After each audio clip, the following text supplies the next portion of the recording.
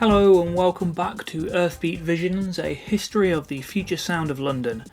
Today we'll be looking at the second lot of releases from 1992 and the final releases on Jumpin and Pumpin. Mental Cube, Smart Systems, Indo Tribe, Pulse 4. Even before they'd signed their Virgin contract, Brian and Garry knew they were leaving Passion Music and heading on to bigger things. However, despite a number of disagreements, their relationship with the label was still fairly strong, and they were happy to gift a few more releases to Jumpin and Pumpin before moving on. The very last release that they sold to the label was Pulse 4, although the catalogue number, 12 Top 25, does place it before the remaining releases, so I'll discuss it here. Not only the last release that they sold to the label, but also one of the very last things recorded at the original Earthbeat studio before it received a major upgrade thanks to the cash injection from the Virgin Records advance. Pulse 4 was a return to 1991's Pulse series. First 3 volumes had given the pair an opportunity to explore various styles under different aliases, as well as being a chance to create deeper tracks that wouldn't work as well in a singles-led market. This final volume follows in the same footsteps. After the more subtle atmospheric sounds of Papua New Guinea and the Fuzzy Logic EP, the return of the more rave-oriented names like Indo Tribe and Smart Systems almost seems like a step backwards, although the 4 tracks on display here are mostly on the moodier end of the spectrum. Interestingly, Mental Cube returns for a final track, and typically one that doesn't sound at all like previous works under the name. The Creator is an unusually light-sounding piece for the usually hardcore-leaning Smart Systems. Shrink is a solid follow-up to Indo Tribe's early Owl. Only the closing track returns to the blunt, in-your-face rave of the pair's 1991 work. When compiled on the Pulse EPs in 2008, this final volume featured the most extensive reworking, with none of the tracks in their original 1992 format. As with the rest of the band's 92 releases, and unlike the first 3 volumes, the track titles don't feature any arbitrary mix names. The cover art is another monochrome buggy image with his customary blocky font, with the back cover including an accelerator-style explosive image. Continuing on from Fuzzy Logic, the FSOL production Yage engineering credit is in place, something which will continue for years to come. The FSOL pyramid logo is present alongside the Earthbeat one. Mental Cube, I'm Not Gonna Let You Do It. The final Mental Cube track, released in the 1990s, I'm Not Gonna Let You Do It, follows the project's standard approach by not sounding anything like any other Mental Cube track. Layers of mid-tempo breakbeats, moody synth pads and an uncredited female vocal singing the title come and go throughout the track. Sound-wise, it's definitely on the later end of the group's Passion era, arguably more suitable for home listening than club or rave play. The band are apparently less than fond of the track these days, partially because of the vocal sample.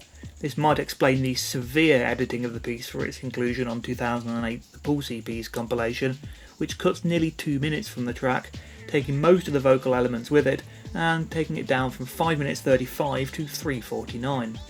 In contrast, I'm Not Gonna Let You Do It has always been one of my favourite J&P era tracks. Its atmospheric pads and laid-back feel appeal very much to my own sensibilities. We have transferred all knowledge from his brain to our machine. Smart Systems, The Creator. Beginning with a sample from 1956 sci-fi movie Earth vs. the Flying Saucers, The Creator is not your typical Smart Systems track. Previous releases had been hardcore rave workouts, complete with hoovers, whistles and crowd samples. The Creator feels mellow in comparison, although still on the darker end of things. Eerie synth pads and somewhat light breakbeats place the track stylistically closer to something one might expect from Indo Tribe rather than Smart Systems, although a robotic voice announcing the project's name does at least tie it into the alias's rave roots. The overall mood is sinister and creepy, fitting the sci-fi horror vibe of the track's film sample. While atypical, it remains one of the most popular Smart Systems tracks, and, like a lot of Pulse 4, exemplifies the gradual merging of the various aliases into one core FSOL sound. For its reissue on Earthbeat and the Pulse EPs, The Creator was edited somewhat. As all versions fade out, this is simply a case of the fade coming a few seconds earlier on the Pulse EPs and a minute and a half earlier on the CD version of Earthbeat. The Earthbeat CD featured some brutal edits to fit all 16 tracks due to the Red Book limitations at the time, and Creator, as it is labelled there, is probably the worst affected. Indo Tribe, Shrink. The final contemporaneously released Indo Tribe track Shrink continues the Project Epic Techno rave sound, albeit with the lighter breakbeats that the pair were frequently using at the end of their Passion Music tenure. This gives it much more of a home listening feel than the earlier Indo Tribe tracks, and along with other 1992 material, fits in with a streamlined sound moving away from the dance floor towards the 3D headspace of the band's core discography. The track still has a big synth stab melody, albeit one used sparsely, only twice, and only once in the edited version on the Pulse EPs. The bulk of the track is given to filtered synth pads and layers of synth arpeggios, at times sounding more like Orbital than FSOL. Smart Systems Space Virus. After 3 subtly produced pieces of atmospheric melodic breakbeat, Dougans and Cobain threw in a final bit of daft hardcore to close out the final Pulse EP.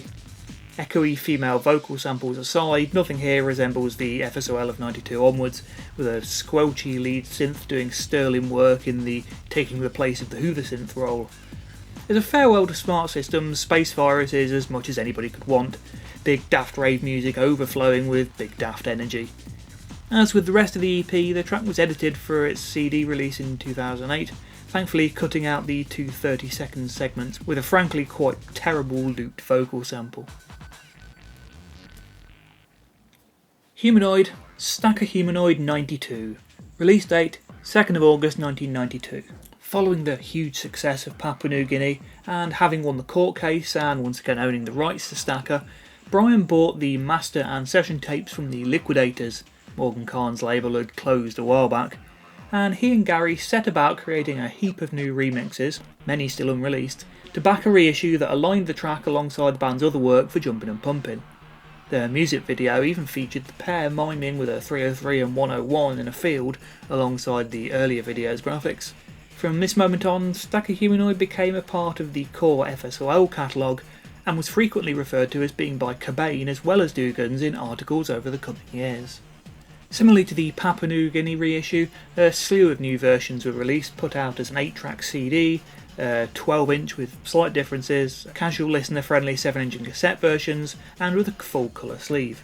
Even the 12-inch release was given numerous issues on coloured vinyl, on plain black and plain green, as well as a number of marbled colours: brown, purple, green, grey, pink, black, white, blue, translucent blue, pale blue, maroon and red. FSOL superfan Rob Cagney may be the only person in the world to own all 14 variants. Unlike Papua New Guinea, no other artists were contracted to remix it, with all new versions produced in-house at Earthbeat.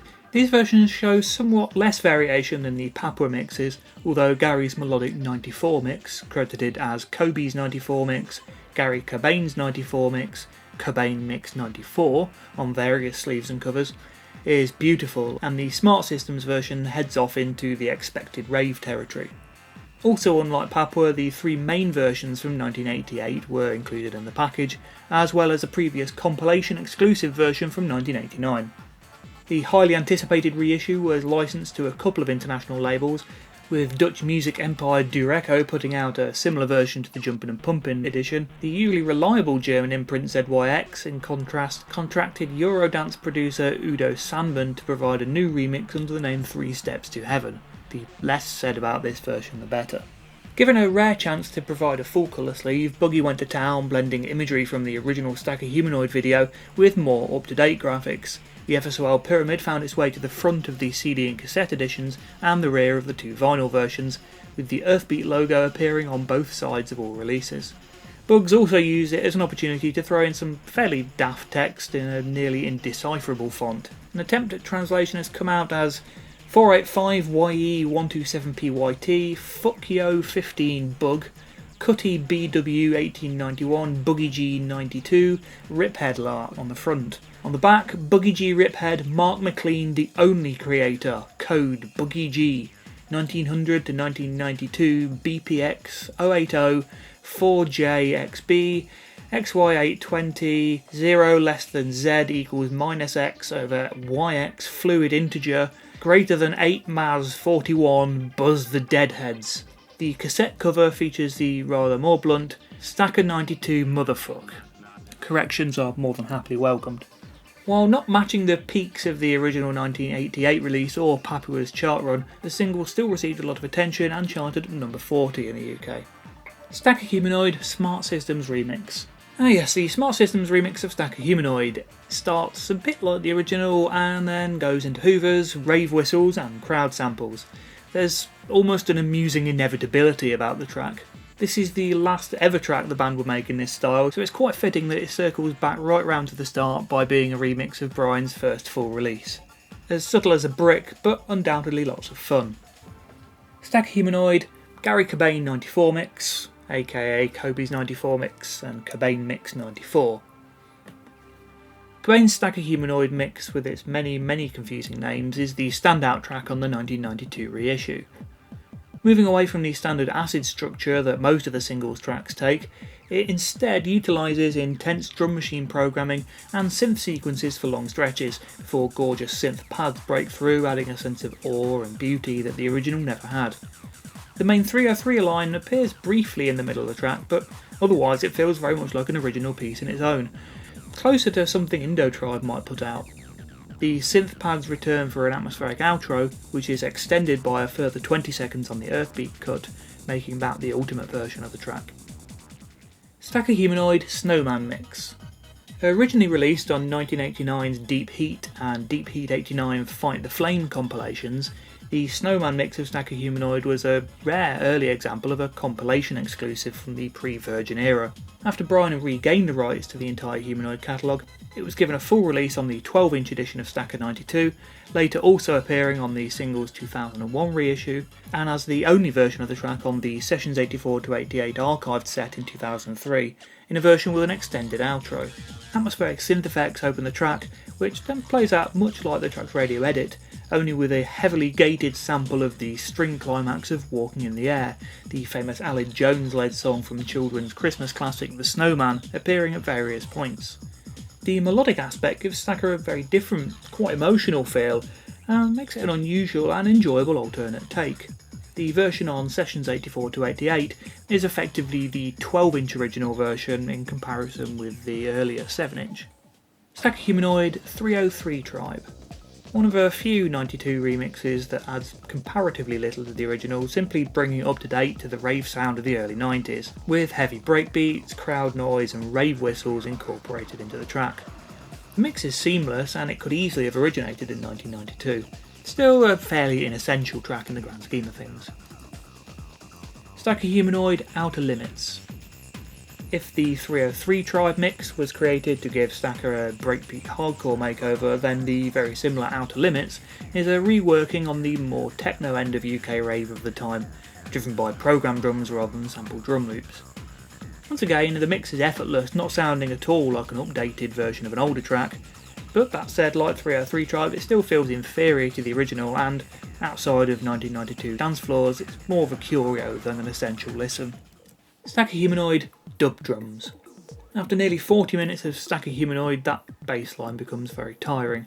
Thankfully, the 1992 reissue closes on the strangest version of the lot, and a mix that omits the 303 line that's been drilled into the listener's skull for over half an hour. Entirely percussive, Dub Drums reimagines the original's drum machines as textured tribal rhythms and throws in layers of tuned echo chamber percussion.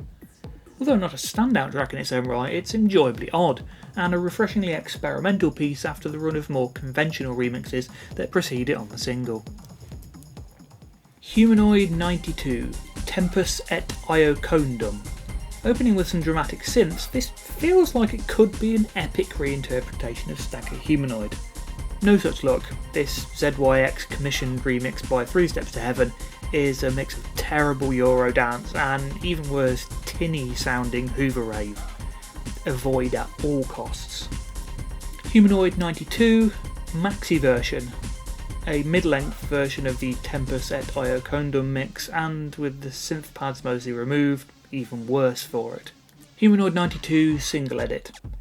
At less than 4 minutes, mercifully the shortest version of the 3 Steps to Heaven remix of Stakker, although it still remains unlistenable Euro rave nonsense. Aircut Visual Attack 1992 reissue. A track recorded for Beat Farm Records in 1991, Visual Attack got a second release in the US the following year. Beat Farm licensed the track to Sonic Records, a kind of imprint of the iconic New York Instinct label, for use on the Killer Techno compilation, with a separate 12-inch release coming out of the deal. It wasn't authorised by Brian and Garry and was backed with some of the laziest B-sides imaginable. The original track, credited in '91 as from the home of Humanoid, exists with an additional crowd noise sample at the end as Original Attack. The second track is, confusingly, Humanoid Attack, and is identical except for 4 additional bars near the end of the track. There's a comparison between the end of the two on screen now.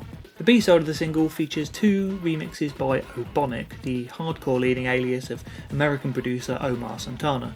Neither has any subtlety or originality, sticking to already dated rave tropes such as excessive use of orchestra hit sounds.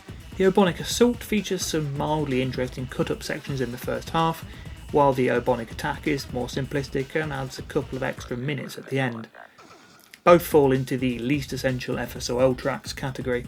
There was no artwork other than a very simple sticker, and the credits are copied from the first 1991 pressing, with Brian listed as Dougans.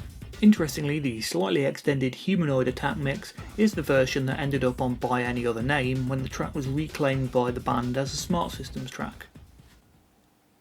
Semi-Real, People Living Today. Release date 2nd of November 1992. Anyone who's been following this series will already know that, even during their most straightforward years musically, Dougans and Cobain had the ability to surprise and confuse. And yet nothing previously covered comes close to describing how baffling People Living Today by Semi-Real is. If the track had come out on debut during their brief house period in mid-91 following So This Is Love and You Took My Love, it would have still sounded broad and commercial. But to be released after Papua New Guinea and Accelerator, after they'd started working on Lifeforms, and around the time they'd signed to Virgin, it's mind-boggling.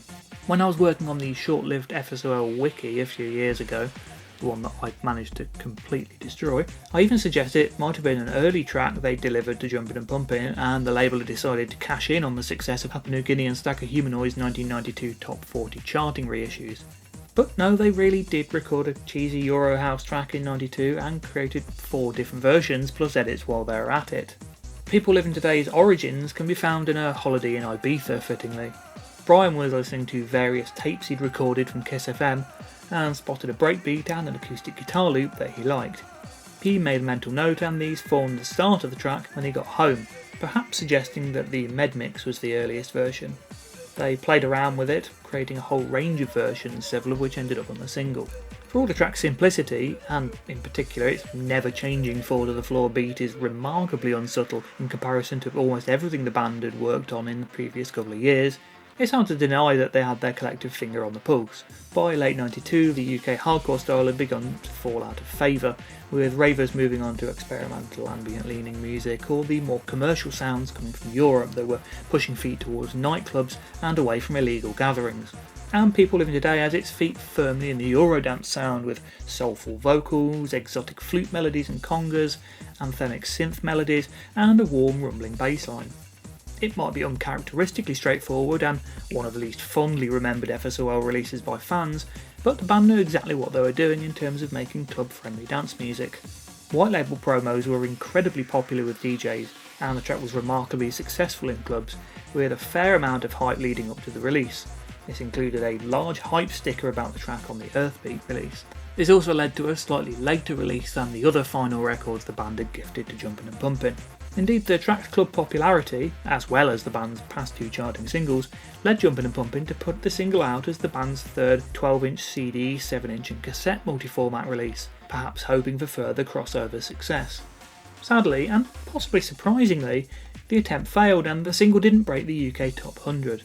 By this point the band wouldn't have minded much. They were already signed to Virgin by the time the commercial single came out, and it was of course a parting gift to the label. Interestingly, 2 different mixes feature radio edits, both the original and the more popular Med Mix. This version of the Med Mix is the version on the 7-inch and cassette releases without its edit being credited. The 7-inch sleeves mislabel it as 358 in length. For the cover, Boogie provided his last ever low-bit monochrome image featuring what looks like dancing people, although the cassette single appears to have been a very late addition to the roster, as what looks like a hastily knocked together cover appears to have no input from Buggy at all other than the original image. The credits follow the now established pattern of FSOL as producers and Yage as engineer, and the back cover features the very last appearance of the FSOL pyramid logo. People Livin' Today original. When I first purchased the People Livin' Today single, I was very surprised. The version of the track that appears on Earthbeat, and thus the only version I knew at the time, is the Med Mix, even though it's not credited as such. Thus, when the original version began with its hilariously cheesy synth motif, it took me a few seconds to process what was going on. Was this even the right CD? Despite the track being largely Euro house, especially in its punchy Ibiza-friendly 4/4 drums and congas, and a tropical panpipe chorus melody, the main melody here feels closer to a very broad track on the rave end of the spectrum. It's perhaps no surprise that the Med Mix became the go-to version. Unusually, there are very few layers and samples in comparison with typical tracks of the era, which make it feel much cruder and more simplistic than FSOL listeners would normally expect. One of the ingredients of People Livin' Today was a vocal house track by Tim Jones, the friend who'd helped the band set up Earthbeat and who appeared as executive producer on a number of releases.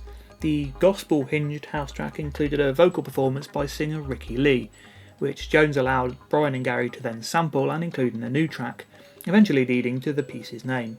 Unusually, it has a kind of verse-chorus structure. The instrumental verse is built around the stabbing, squelchy synth melody, shifting into the uplifting chorus section with the vocal sample and panpipes. The last 90 seconds are an improvement with a euphoric staccato synth that feels out of place, but much closer to the more evocative sound design associated with Brian and Garry, even at this point in their career. People Livin' Today 7-inch mix. As with the later Humanoid singles, the presence of a radio edit on People Livin' Today, in hindsight, feels sadly a little pointless. Despite the track's success on dance floors, it never caught on with radio and TV and thus never charted. As with FSOL edits from the era, the track is structurally the same as the full-length mix, with each section of the track simply shortened a little. The edit only cuts at 1 minute from the original, meaning the two tracks are actually incredibly similar. People Livin' Today Med Mix. Probably the most famous mix of People Livin' Today, due to being favoured by DJs and thus included on Earthbeat, the Med Mix is the most heavily indebted to Ibiza-friendly Eurodance music, the title even suggestive of the Mediterranean. In this version, the bleepy synth melody of the original is replaced by acoustic guitar samples and a new panpipe melody. This may well have been the original version that Brian caught inspiration of when listening to music in Ibiza. With the Raver-line synths removed and additional acoustic instrumentation, it falls fully into what is often called Balearic house, uplifting escapist dance music suggestive of tropical beaches. It's a world away from what most FSOL fans would normally associate with the band's music, but it does its job very well. As someone who grew up in the 90s and, partially thanks to FSOL and their ilk, got into electronic and dance music at a young age, People Livin' Today really appealed to the side of me that had bought countless Eurotrance singles in 1999. In hindsight, it's hard to take it too seriously, but I still retain a certain fondness for the Med Mix. People Livin' Today Endorphin Mix. The longest mix of People Livin' Today is also the only version not to feature the original track's chorus vocals and pan flute melodies. In many ways, it feels like an original track in its own right. The rhythm section comes from the main piece, but the layers of synths that lead the track exist in their own right and recall earlier projects such as Indo Tribe. Indeed, the move towards minor key melodies and echoing synth arpeggios means the Endorphin mix feels much closer to the groups of the work of the era. There are even a handful of samples thrown in throughout the track's runtime, making it feel more developed and textured than the more commercial sounding original. Still one of the cheesiest sounding pieces in the pair's long history, but anyone who finds the other versions a bit too broad might still get something out of this mix. People Livin' Today Deep Field Mix. Is Deep Field an alias, or just a mix name? One of the band's remixes of Your Love Is Lifting Me by Nomad is also listed as Deep Field Mix. It might well have just been a phrase the band liked, however, as this particular mix of People Livin' Today has no real character of its own. In fact, it's little more than an alternate take on the Med Mix, led by alternate versions of that track's guitar and panpipe lines. Much like the Papua New Guinea Monsoon mix, this feels like something that was just jammed out together, simply an alternate version of the track. The vocal sample is given less prominence than the original and Med Mix versions, so anyone who found Ricky Lee's presence difficult in those might find this slightly easier to listen to, but ultimately it's unlikely to be a track that finds its way onto many fans' most played lists. People Livin' Today Radio Med Mix. Closing out the People Livin' Today single, the Radio Med Mix has a telling name. While the 7-inch mix on the same release was titled after its format, this version clearly has the word radio in it. The Med Mix was the most popular version, going so far as to supplant the original on Earthbeat, so it's unsurprising that it was the version aimed at the radio and thus the charts. One wonders whether, if this had taken prime place on the release rather than being relegated to a B-side on the 7-inch and track 6 on the CD, it might have fared better in the commercial realm. As with the edit of the original version, the structure remains the same and many of the parts of the track played largely unedited. Various artists, Earthbeat. We don't ever want to be able to be pinned down. Garry Cobain, Melody Maker, 25th of July 92. If a single quote could sum up the passion music era of Brian and Garry's career, it might well be that. Between July 1990 and November 92, the pair put out over 100 tracks, including remixes, covering everything from vocal house to breakbeat funk, hardcore rave to Detroit techno, ambient to electro, experimental electronics to Balearic house, acid to atmospheric breaks, using 13 aliases in the process, 14 if you count Deep Field. With the pair signing to major label Virgin Records in late 92, they approved a final release for Passion, a 16-track compilation called Earthbeat, covering most of the styles and aliases they've released for its two sub-labels, Debut and Jumpin and Pumpin. By this point, Debut's output had slowed down, and with most of the successful releases on J&P, that was the label chosen as the Passion sub-label to release the compilation. FSOL being FSOL, they made the compilation worthwhile for fans, offering several alternate mixes and one exclusive track. Never wanted to do things the simple way, they only included one Future Sound of London track, Papua New Guinea, only in its Dumb Child of Q ambient version rather than the more well-known 12-inch original. Perhaps it was a hint that FSOL was a name to associate with ambient music in the future, perhaps it was perverseness for its own sake. Either way, it all adds to the weirdness of the FSOL story. Of the exclusive mixes, two are very subtle. Stakker Humanoid Kobe's 94 mix features the slightly extended outro, and Owl by Indo Tribe cuts the rap sample from the 12-inch version, while the versions of Q and Tingler are new takes in their own right. The final two tracks feature hasty fade-outs on the CD edition to keep it within the Red Book standards of the time, although these edits aren't referenced on the sleeve. The one exclusive track, Yage's theme from Hot Burst, is quite unlike anything else they released at the time. Other than where a specific remix was included, and bizarrely original, added to what was very much not the original version of Q, no prior mix names were included as part of the track list. Oddly, People Livin' Today features in its medmix form without a reference to that on the sleeve. 8 of the group's 13 aliases are represented on the compilation. Of the 5 missing names, 2 omissions are straightforward, Luco with no original tracks, Aircut on Beat Farm Records. A further 2 are fairly unsurprising due to their early, slightly primitive sound, art, science, technology and uni, while the wonderful intelligent communication were likely left off due to the cool reception the label had to the EP. Stylistically, most of the bases are covered on the album, which was almost certainly an intentional decision.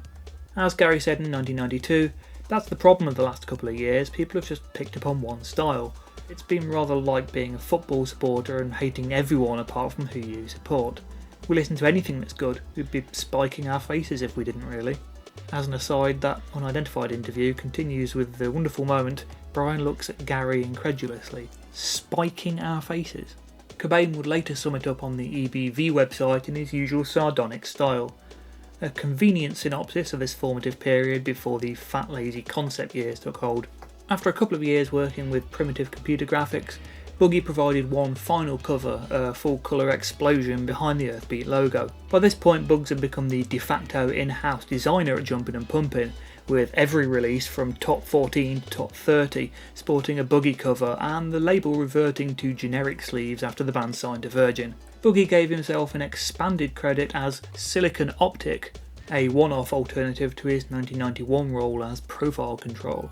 As with the initial release of Accelerator, no inner sleeve was included. Surprisingly, the FSOL pyramid is not on the sleeve. The Earthbeat logo appears alongside the Earthbeat text for the second to last time. The LP labels were also one of the last times Garry would be credited with the original spelling of his name.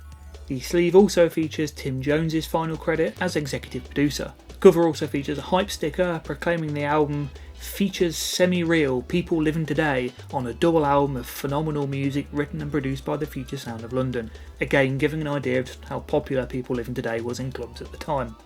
For many, Earthbeat was their first introduction to the complex world of Brian and Garry's early Alias-led days. As a simple introduction, it works very well with fairly equal coverage of their various styles, with house tracks sat alongside rave and breakbeats. This also makes it a very uneven record, and although it has a lot of strong tracks, it feels like a compilation and in no way an album. But then as such a record was always going to be that way. For those who prefer their early FSOL rave oriented, the Pulse EP's compilation is a safer bet. Those who are after something deeper and more complex should stick to Accelerator for their pre-Virgin listening. In 2007, something of a companion album was released under the name By Any Other Name, as part of the group's archive series featuring unreleased material from this time with a similar range of styles and aliases. With the release of Earthbeat, Brian and Garry's relationship with Passion Music and Jumpin and Pumpin came to an apparent end. In years to come, of course, they would team up together on numerous occasions, but while it would later turn out to be an ellipsis, at the time the album felt very much like a full stop at the end of this stage of the band's career. A 30th anniversary CD edition was released bizarrely in 2021, making it a 29th anniversary edition, with a 2LP edition following on Record Store Day 2022. The music's identical, but the CD does contain a booklet of period press clippings and artwork. Yage, theme from Hot Burst. The only track 100% exclusive to Earthbeat, and thus the final track the band gave to Jumpin and Pumpin in 1992, is very strange. The rattling drums are a sped up breakbeat, but in a style that feels closer to the more ambient end of drum and bass that came in the mid-90s, rather than the early proto-jungle that was growing from hardcore in 92. Jazzy synth chords and melodies further tie in the track to what we think of as D&B, while percussive rolls and weird samples peppered throughout give it a more typically FSOL sound. The addition of Spanish guitar samples, flute and twinkling synths drive the piece in a direction that borders on being a bit too smooth, uncharacteristically so for the group who were already recording lifeforms during this period. Ultimately, Theme from Hot Burst is an incredibly strange track, but it's one that's never fully made sense to me. Mental Cube Q Original Earthbeat version. This is not Q Original from the 12-inch single. This is not even the Q from the Child of the Bass Generation EP. The version of Q on the Earthbeat compilations is effectively the 1990 Child version sped up to the tempo of the Santa Monica mix.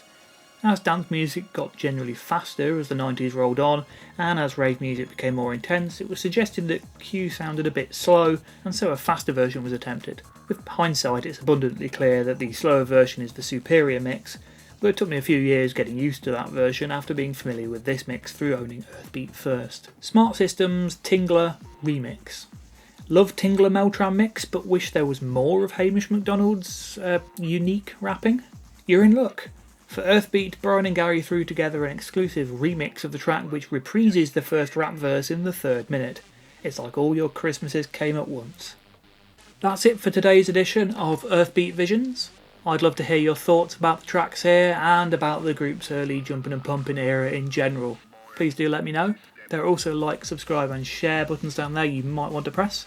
And join me next time for the final 1992 video, which will look at the band's first transmissions, as well as their first Virgin release, Metropolis. Until then, goodbye.